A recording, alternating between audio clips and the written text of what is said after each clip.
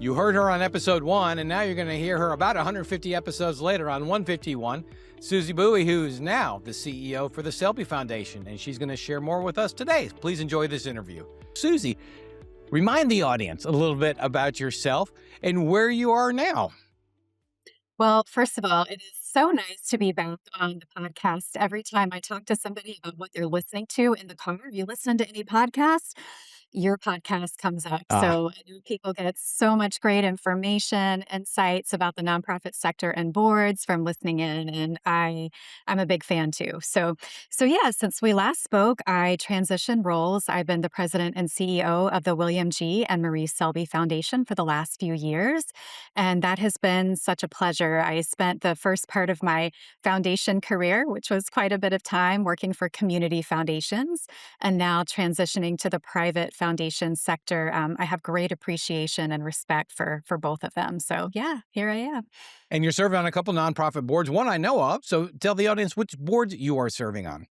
Yeah, so I've served on the board of the Charitable Gift Planners of Southwest Florida for a while. This is an organization that's committed to education and networking to help lift up meaningful plan giving in our community. We work in Sarasota and Manatee counties. Visit Sarasota County is a board that I'm very passionate about as well.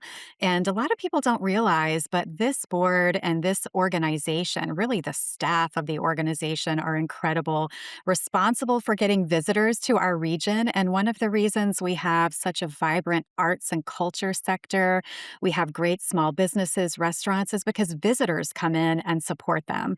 So I'm really excited to be part of that organization. And the Florida Nonprofit Alliance is another board that I serve on. This organization is the voice of the nonprofit sector in the state of Florida. We really focus on advocacy, and we also focus on data, making sure that we're really lifting up the nonprofit sector and understanding what's going on around the state, when we need to be present and talking to our representatives, how to do that, and how to just make sure we have great relationships with everyone that supports the sector. So Susie is not only the CEO, but she also sits on the board, as many of you do who are listening to this podcast. Now, I've got a question for you. So you were in the community foundation space for years. Now you're in the private foundation space. Can you compare and contrast those two a little bit from a leadership perspective, what you do, and then maybe even from a board member perspective? Yeah, absolutely. So, of course, one of the biggest differences between community foundations and private foundations is that private foundations have the only money they're ever going to have, right? We don't actively fundraise, and so that is one of the biggest differences. And in the leadership role, it makes things a little bit different. I can focus much more on community investment. I can focus much more on making sure that our team is purely focused on carrying out the mission that our donors had when they set up the foundation, instead of bringing more resources in. And as you know, and as board members know, that takes a considerable amount of time. It takes a lot of focus, and it takes making sure you're constantly looking for new people that can come in, support you with their dollars, and the folks that are already supporting you stick around. So that's one of the biggest differences. But I'll tell you, something that's very similar is that we're both donor focused. So, community foundations sort of sit at that nexus of donors, nonprofits, and community. You got to make your donors happy. And if it was not for your donors, you would not exist. At the William G. and Marie Selby Foundation, we would not exist if it was not for Bill and Marie Selby. So, they established this foundation 70 years ago in 1955. In 1956, Mr. Selby passed away, and Mrs. Selby, Marie, continued to serve on this board until 1971 when she passed away. And today, even, their values remain very important to our board, our staff, the folks that we choose to serve on our scholarship selection committee, really all of us. And so it's those values that help us stay true to what the Selbys wanted to see in our community. Just this morning, I had the pleasure of meeting with a grandnephew of Marie Selby. He came to our office. We had not met before, and we had an opportunity to talk a little bit about some of the research he had done. And the question is always, what do you think Marie Selby and Bill Selby would do today? Because so much has changed in the world, yet there's so much the same. So we were very lucky that as donors, they chose to focus on a very wide space in our community: education, human services, nature, the environment, and some arts and culture. So we had a great blueprint to follow. We also know that they were humble. They had great social responsibility. They were innovative for their day in the way that they looked at social issues, and that stewardship was really important to them. So Michael, one of the things that our board has done is look very carefully at what the values were of Bill and Marie Selby to make sure that all these years later, we stay true to those values. And I think that's one of the most important things you can do, whether you're a community foundation or a nonprofit or a private foundation. It's really important. I just love that story. 70 years, excuse me, 70 years, and you continue to honor the donor intent. And I've heard you say that multiple times. I've heard you talk about the values. So, as the leader of the organization, you really are staying true. Let me ask you, going back to the community foundation and private foundation, you discussed a little bit about the differences.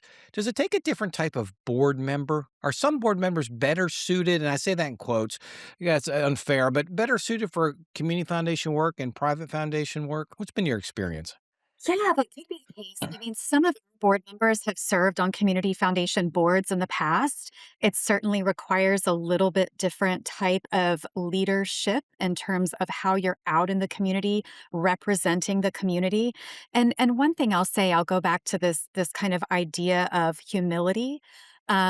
With our particular foundation, the Selbys were not really big into public recognition for their giving. That's not what they sought. And so, one of the things that's important for our board members, we're not always out and about talking what the Selby Foundation did. And the truth is, we really don't have to do that because we're not trying to acquire new donors, right? And so, that's part of the story. But we're always looking for those types of board members that understand what humility means because it was so important to the Selbys. And that community foundation side of things, you really need board members that are out there actively helping you bring in new donors, helping you build the funds, not in a transactional way, but helping you find people that really understand the value that a community foundation can offer in terms of long term legacy planning, in terms of donor advised funds. You're looking for people that care about multiple types of missions in our community, not just one organization is usually the ideal candidate to work with a community foundation. Um, but in terms of how some of that's changing, I think the similarities for both community foundations and private, typically we have looked for folks that have lots of experience in their careers, might be retired. I think all of us, including those in the nonprofit sector, are trying to look more toward board members that might have some lived experience that represent those that we're ultimately serving, whether it's someone that had experience as a scholarship recipient, perhaps someone that even is working at a nonprofit right now, just to make sure they understand what our end user is experiencing as a board member. So we don't have that quite yet, Michael, but at the Selby Foundation, that's something we're going to be looking at as we move forward to make sure we have that represented in our boardroom. And I'm glad you said it because you're looking ahead for future board members. So you're always recruiting, and whether it's inside your head or you're thinking ahead, and that's really important aspect of the CEO role, is it not? Because to frame out and work with your board chair or your governance nominating committees to look ahead for future board members. That's right. And I'm sure like many organizations, we have that board matrix. We look at who's on our board, who they represent. We're representing 4 counties here at the Selby Foundation. We want to make sure we have board members that really understand what's going on in each county, even if we don't have folks that live there. Of course, that would be our ultimate goal. We look for racial and ethnic diversity. We look for age diversity, experience in their roles, just so that they can bring all of those different perspectives to the board table. And I think, as I mentioned, one of the things that We are working on, and many other organizations are, making sure that you actually have that representation of community. Who's the ultimate recipient of your services or programs, and is that perspective there around the board table so they can say, I know you think that's the way it is, but let me share my perspective as a younger person, or let me share my perspective as an actual grant recipient.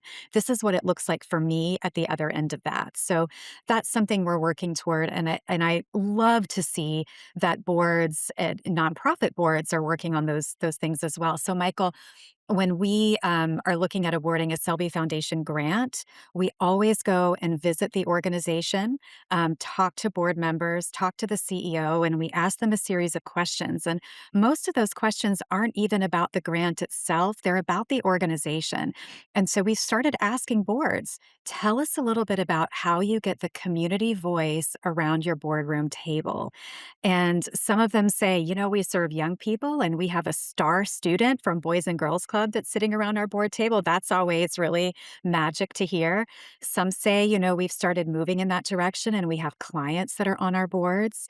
And some have told us that if their board members get out and they volunteer, they spend time with their clients, whether it's delivering food, observing programs, or just being part of it all. And I think that's going to become increasingly important as we aim to make the very best decisions we can in the boardroom.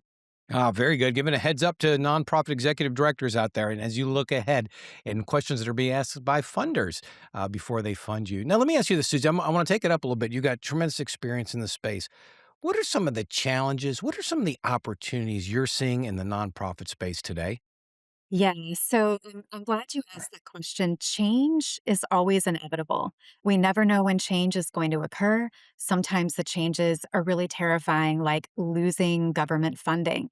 But if we view all change, number one, as inevitable, and number two, as an opportunity, I think that nonprofits can move from a space of strategic planning for the next 5 or 10 years to strategic thinking that might help them frame out a plan for the next 2 to 3 years, but with the ability to adjust it as the environment around them changes.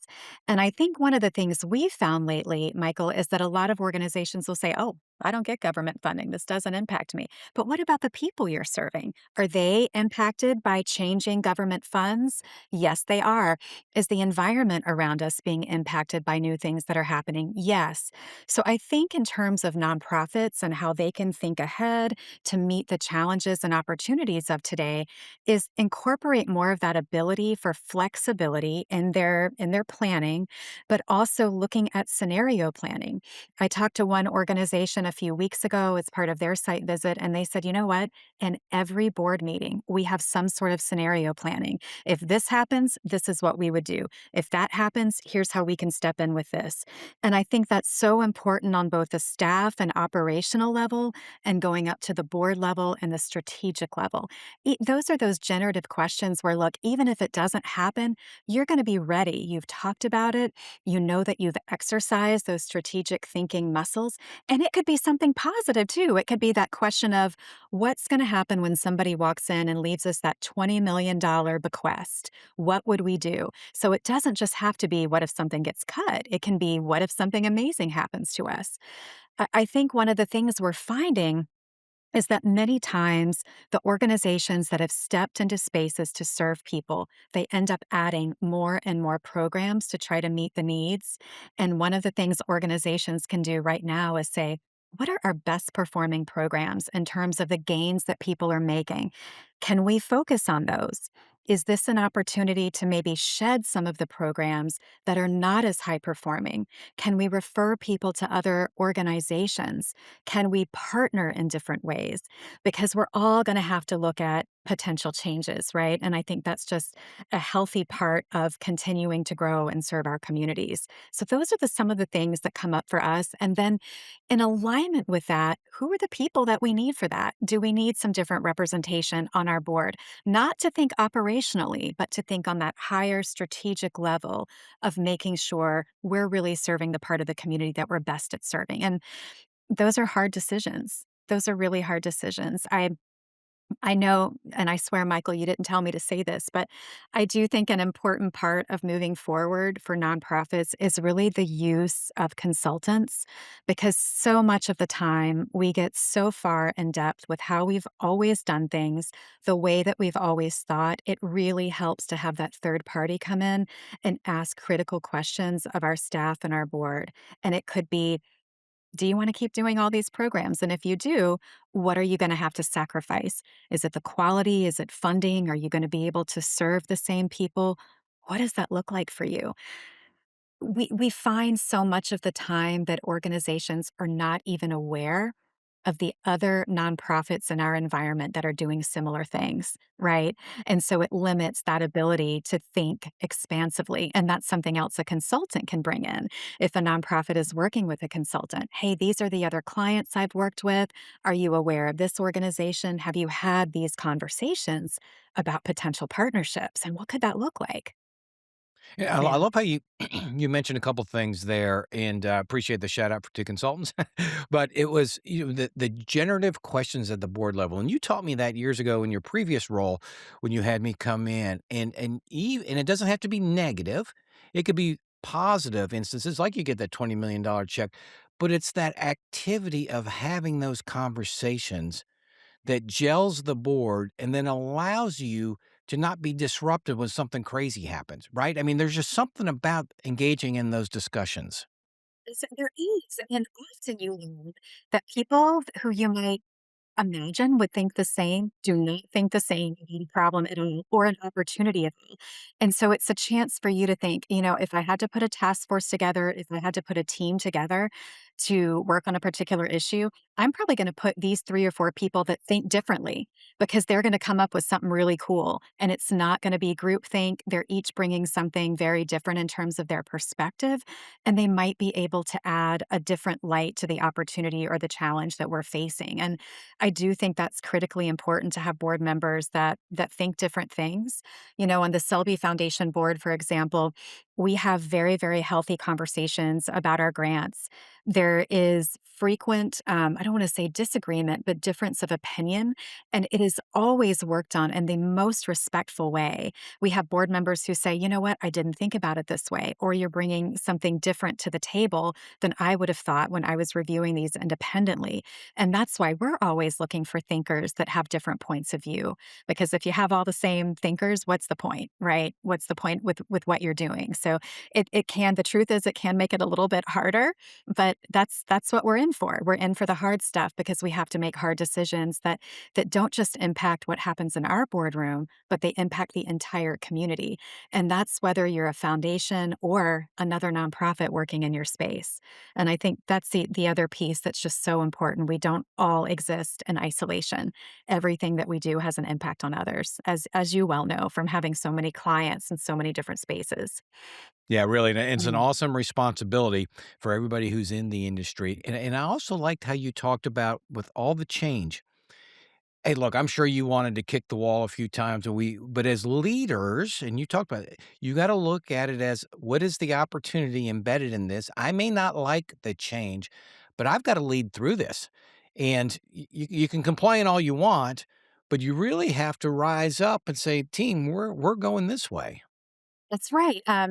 There's a couple of people I think who have really been ideal leaders in that space. Diane Angel, who runs the National Council of Nonprofits, and then Sabine Paraways, right, the Florida Nonprofit Alliance. And I think both of them have been great at saying nonprofits are not going to go back necessarily to the way they were before. And so let's look at this opportunity and say, what are we going to do now? What are we going to do now? Is there an opportunity for us to reinvent? Is there a way for us to further educate people about what nonprofits are and the vital services that they perform? I think so much about Bill and Marie Selby, and when they lived in our community, they never would have guessed that nonprofits would have all of the roles that they have today, the truly essential roles. And in many cases, they're doing the work for government. Government is providing them funds to do that work. And so, what they do for health and wellness, for education, for societal benefit, many people that are not in the space don't understand. Even when they think about a nonprofit, they might have a very limited view of what that means. And so, it becomes more of our role to help people understand in general what nonprofits do, not just our own, but what we're responsible for doing. And consistently, when you look at these reports on public trust, nonprofits have a greater degree of trust from the general public than many other industries do. It won't surprise you that they have a greater degree of trust than the government or media, for example. But I think we also have a greater degree of trust than other sectors as well. And that's really important. So we have to make sure that we keep that trust up by doing all the right things, knowing what we should be doing from a fiduciary and legal perspective. And that's going back to boards as well. Really understanding in this environment, you ask the question, like, what do we need to do to keep up with the challenges and opportunities? That's tough work right now, understanding from a legal perspective what we can do and what we can't do. There have been just a few executive orders in the last year, right? And really understanding what that means for our organizations is really important. We have to make sure we stay on top of things so that we maintain the trust of the public. Oh, that's so critically important. So as you look ahead next 5 years, what do you think is gonna happen in the industry? If you had a crystal ball and you're or projecting, Yeah. not wanting, but projecting, what do you think is gonna happen in the sector? Yeah, I mean, I kind of feel like, and we may have chatted about this before, that the line is blurring even more between for profits and nonprofits. And I think part of that is because we have a lot of really smart young people that are driven by social motivations. They may be starting businesses or joining businesses. And part of what corporations need to do to keep people is to make sure that we have a greater cause underlying it. So it could be related to cause marketing. It could be engaging people in service opportunities at their organization that bleeds into maybe a for profit, I'm sorry, a nonprofit arm of the for profit they have. We tend to see that a lot. So I think that's part of the 5 years and what can happen. Technology. Want to talk for just a moment about the next 5 years in technology.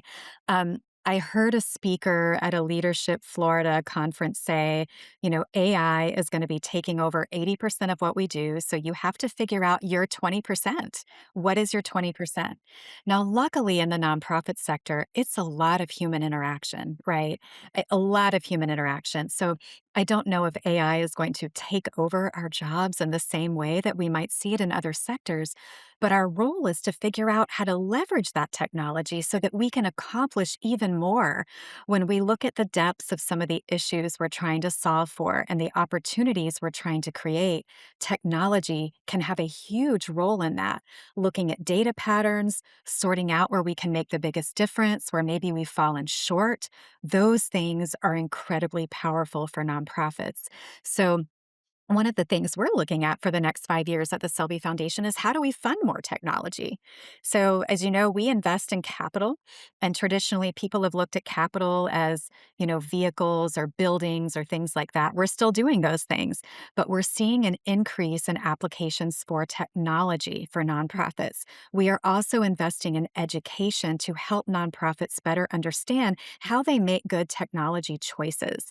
We don't want to decide the technology that they need because we're not experts in that area. But what we do want to do is help them look at a process that they can use to choose, is this the right technology for us for, say, the next 5 years? Do we have the right staff on board to use the technology? Have we looked at external users like donors or volunteers or other people that might interface with this technology? Because we can't afford to lose people, right? So we want to make sure that we onboard the technology in a way that's friendly for all of our audiences. We also, as organizations and as CEOs, need to be able to talk to our boards about why these investments in technology are so important. And as Michael, sometimes nonprofits are thought of as being the slower adapters. We're going to come online later after everyone else. We have to be very cautious because we're using donor money. And so the other thing I see, hopefully in the next 5 years for nonprofits, is that maybe some of our decision making will not take so long, right? Maybe we will be quicker to adapt and adopt because if we don't, we're going to get left behind. And so that also requires funders like the Selby Foundation and like donors and other foundations to say, you know what, we're going to take a little bit more risk than we have in the past. We're going to ask the nonprofits the right questions to say, have they done their discovery process? And if they have, we're going to say yes, and we're going to help them invest in some of these things so that they can get ahead. So that's some of the change. I know we've talked about like the ongoing role of consultants. I don't think that's ever going away. I think that's critically important just to help organizations see a little bit outside of themselves. So those are some key things. Well, that's some big stuff. It's gonna be a busy, busy next 4 or 5 years for sure. But let me ask you this. So right out there right now is a 22-year-old Susie Bowie who's thinking about a career in the nonprofit space. And like you said, the younger generation, they seem to be more passionate than maybe our generation about doing good and making a difference. What's your advice to that young Susie Bowie who's thinking about contemplating getting in the nonprofit space? So I'll answer the question in two ways. The first is the question as you asked it. The second is, what should we be learning from the young people? Because there's a lot that we have to learn from them. So the question that you asked is when I was thinking about, young people in general, and I hate to say this, and it's true everywhere, but if you have a passion for a cause or a mission, it doesn't mean that the culture of that organization is gonna be right for you either, right? So a lot of it is about culture. And I know as we've both learned over the years that you can have the very best aspirations doing great work, and you might get in there and find that it is just not a culture that works for you. It's not a culture that values young people. It might be a culture that moves too slowly. And so really asking good questions when you go in there for an interview process is critical. If you can talk to anybody else that works for the organization, I think that's very important. Asking a little bit about what the balance is like. I know for many young people, they really value that work life balance and knowing, are you going to be able to have it in the nonprofit space? And I think nonprofits in general are trying to get better at providing healthy workplaces, right? Because we get to the point where we just exhaust people. The work is never ending. The work is not exactly high paying, and people are in the work because they care about it tremendously.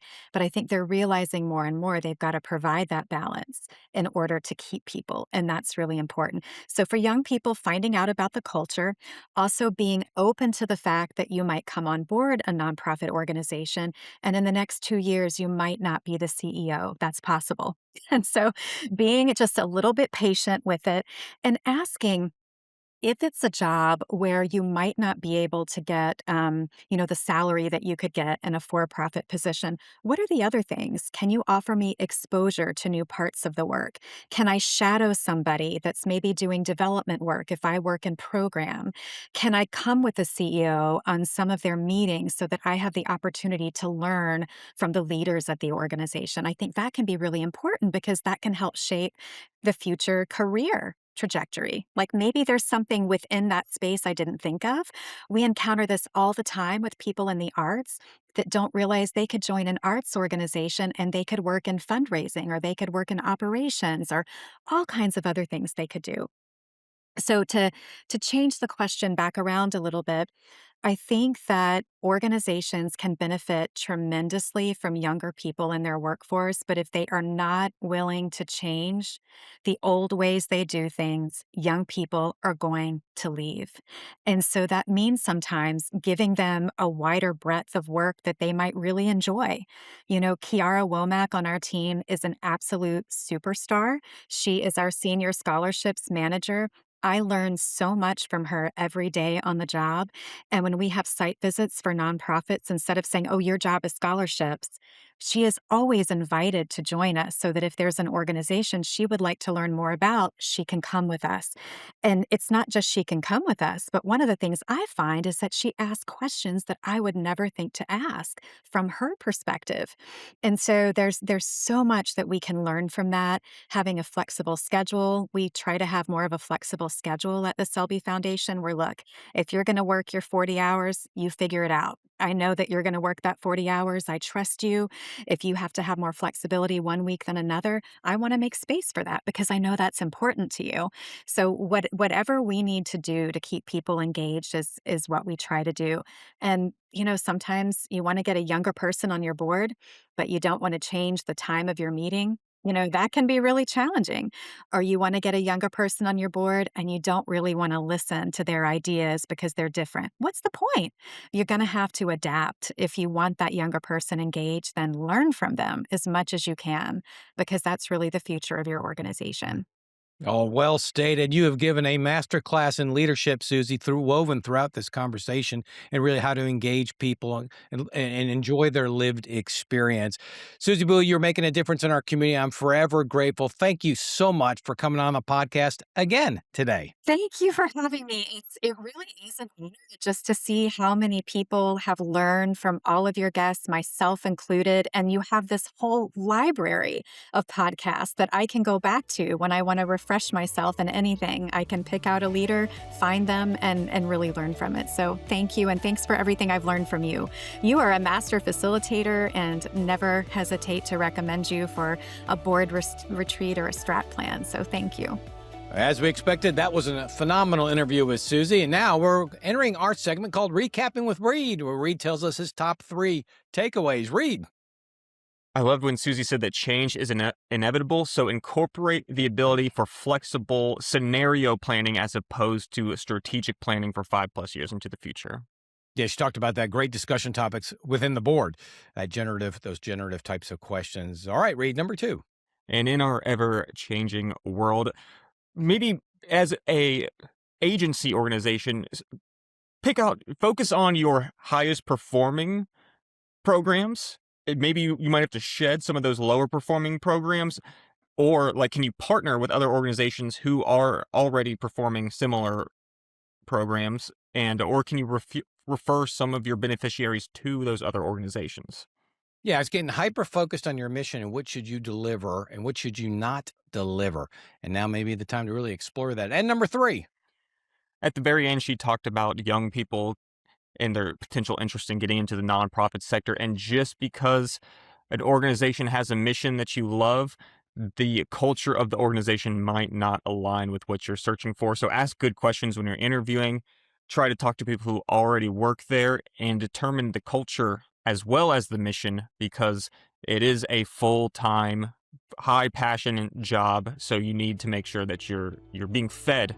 Your energy is being fed as you work in these organizations. Yeah, well stated. And there you have it, ladies and gentlemen, Recapping with Reed. And we will I-501 see you next time.